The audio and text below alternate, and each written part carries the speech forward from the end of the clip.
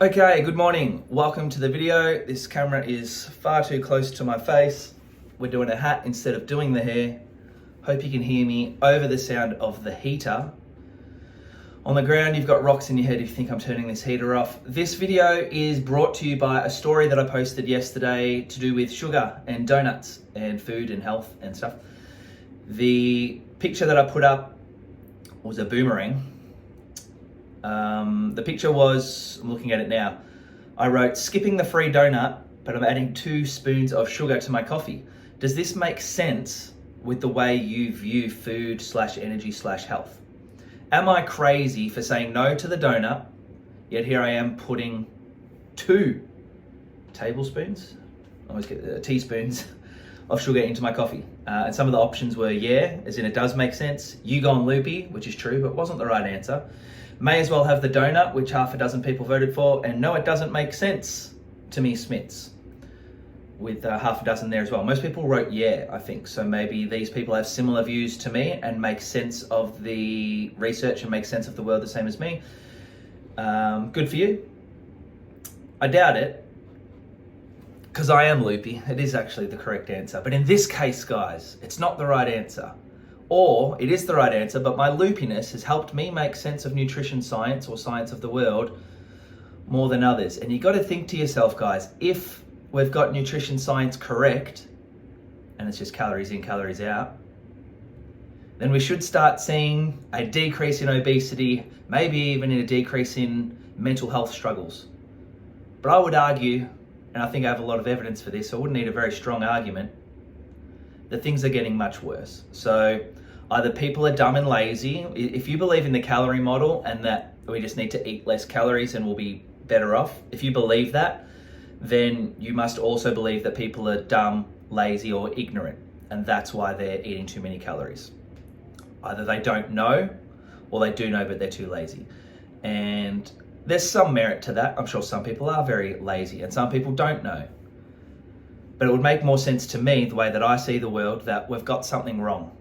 We've got something wrong, guys. So, I'm not gonna be able to keep this under 10 minutes. The quick backstory of how this happened yesterday, one of the boys at work bought some donuts in and said, have one of these. I said, yeah, maybe later. He asked me, because I do diet sometimes, you have to diet for comps, and other times I'm bulking up. So he says, I don't know where you're at, but here's one of these. If you want one. I said, yeah, maybe. Yeah, I can have one today. Like, I'm not dieting necessarily for a comp, so I can have one.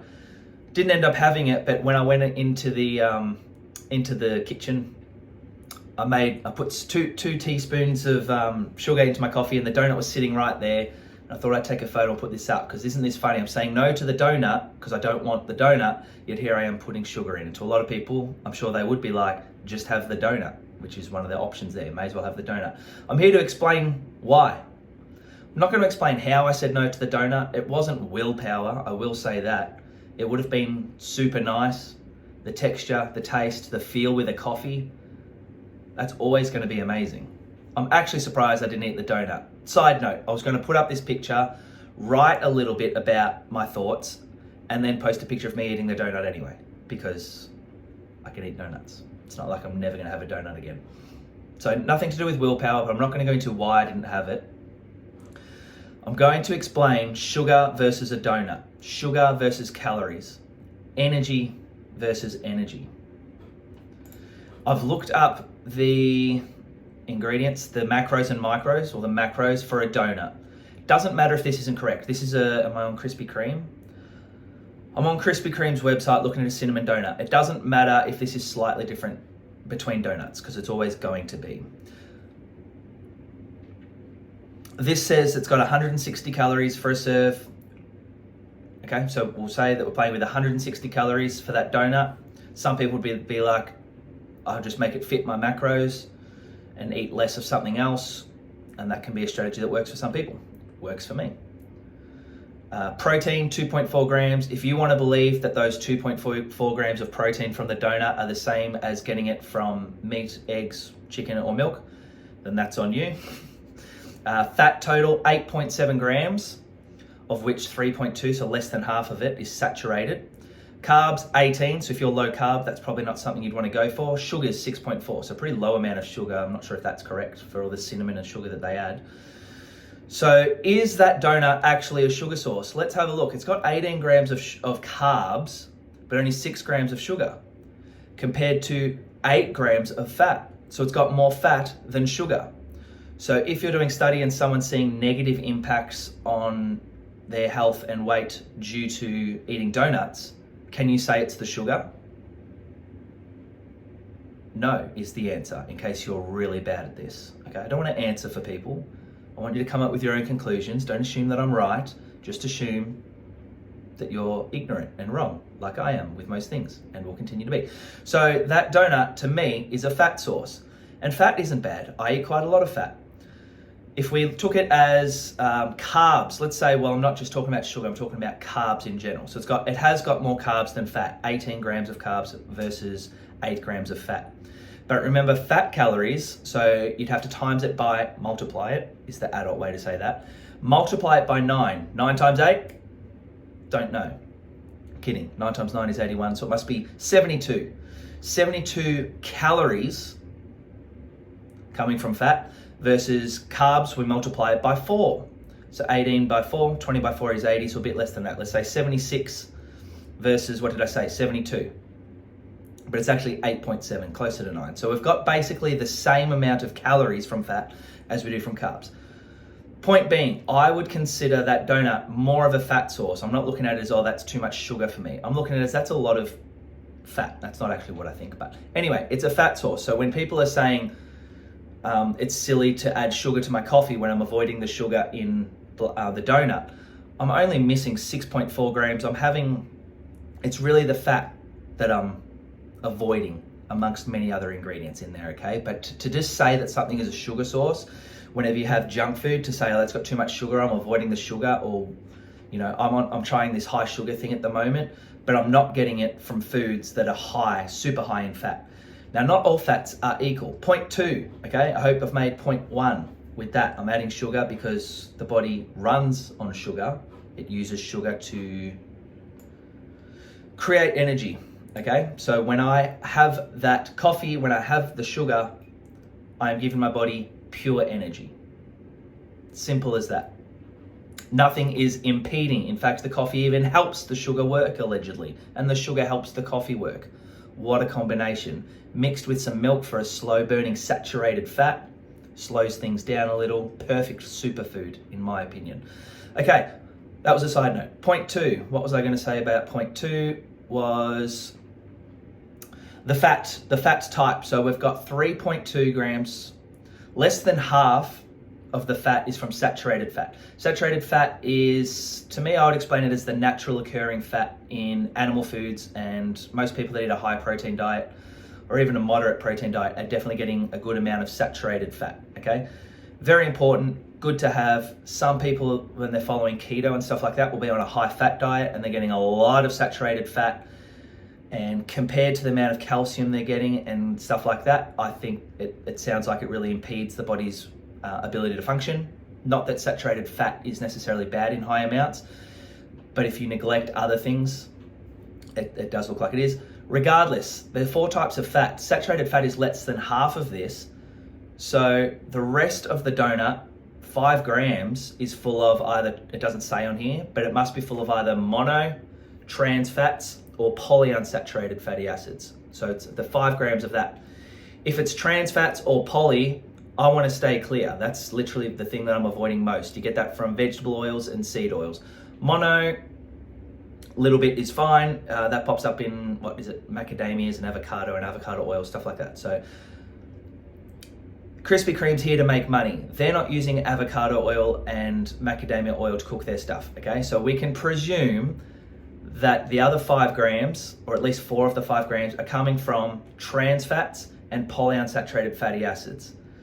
I can't use my phone, but I Googled just before, and even on Google they but they state how bad polyunsaturated fats are for the body, okay? If this is news to you, seed oils and vegetable oils being bad, if this is news to you now, I don't know where you've been. I guess I didn't know it forever, so who am I to say that?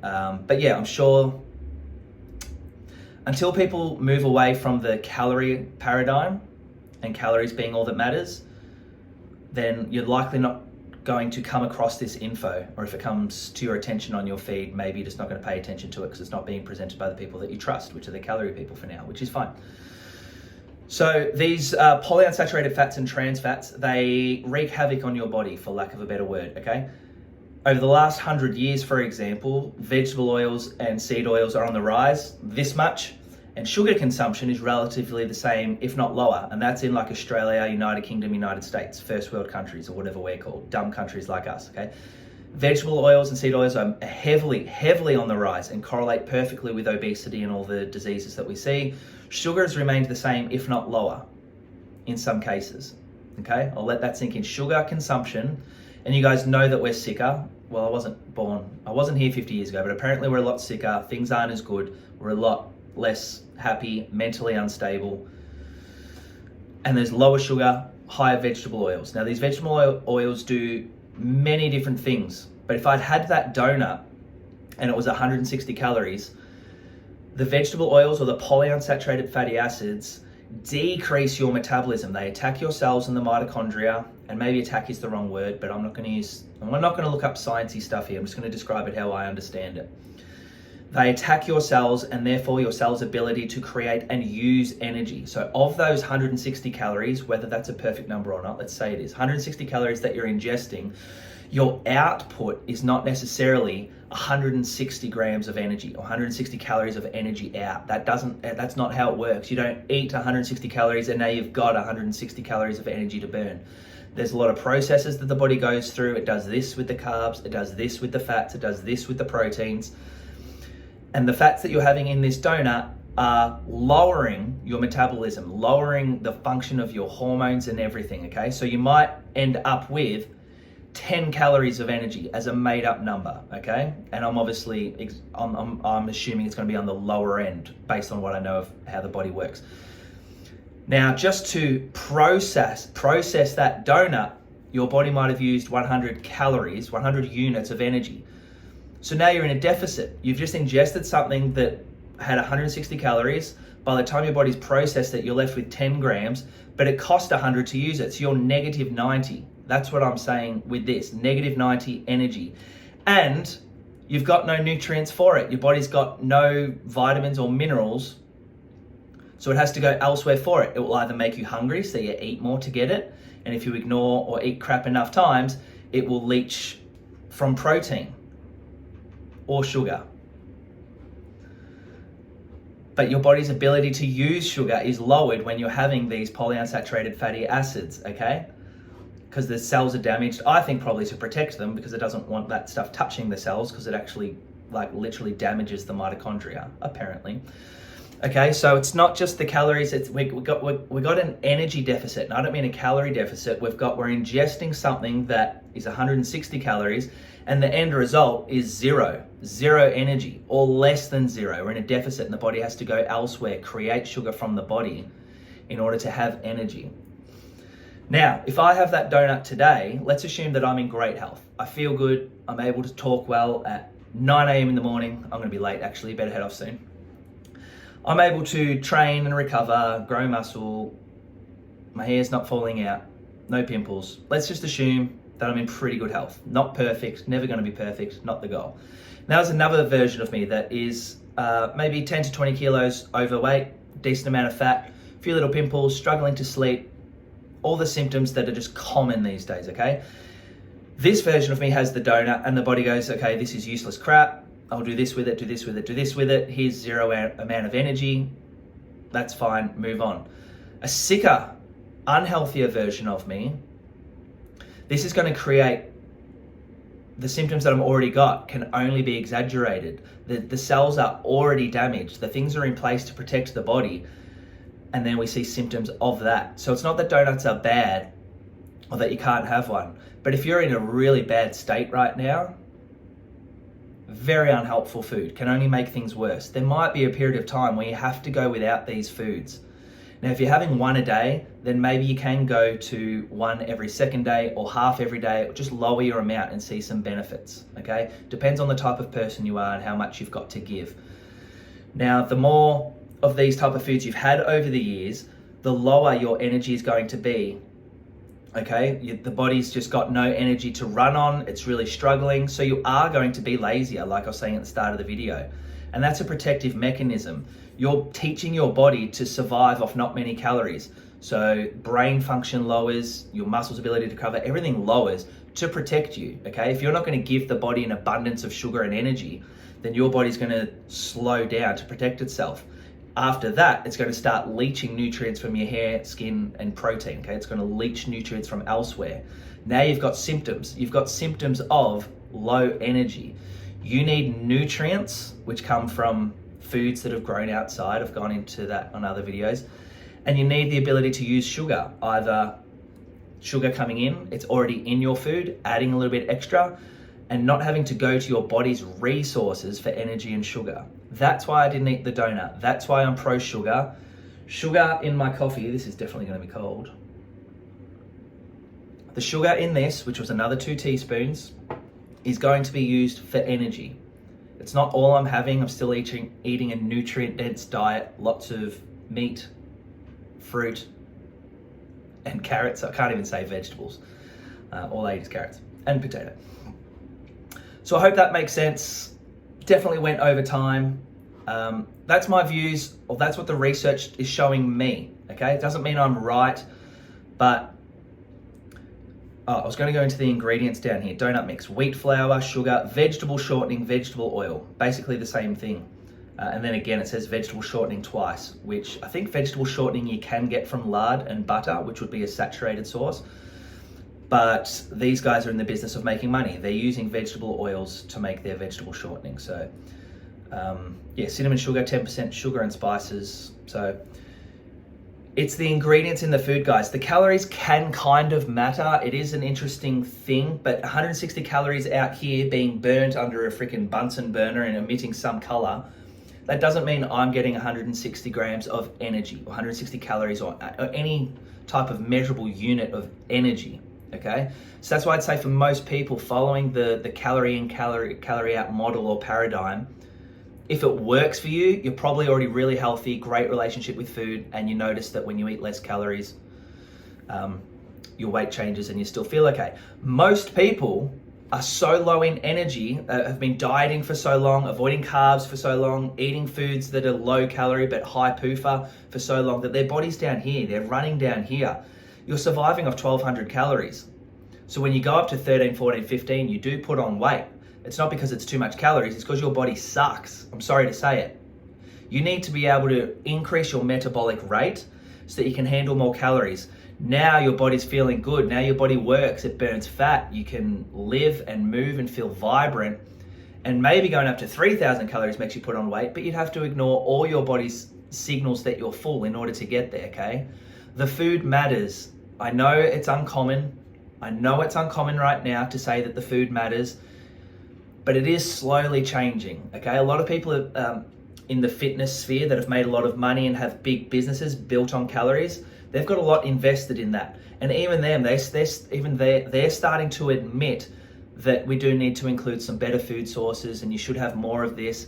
That's stark contrast to 10 years ago, where they honestly said that no matter what you ate, as long as you hit your protein, your fiber, and your calories, that you'd be a certain weight and remain healthy. That is what they said. And it has changed a little bit. It will change more, but you could be fat, sick, and dead by then. So you can change your mind now before the influencers tell you. Got a little bit heated then.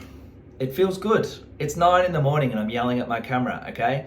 Sugar isn't the enemy. That doesn't mean all sugars are good and that every food that has any sugar in it is good for you.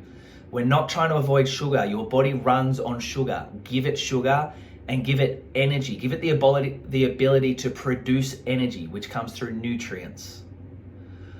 Whew. Let me know if you liked the video. Let me know your thoughts. I am actually interested to see the world shift a little bit. I'm happy to keep learning. I'm not saying that I know everything, obviously, but let me know if you felt this was entertaining or helpful, or both. See ya.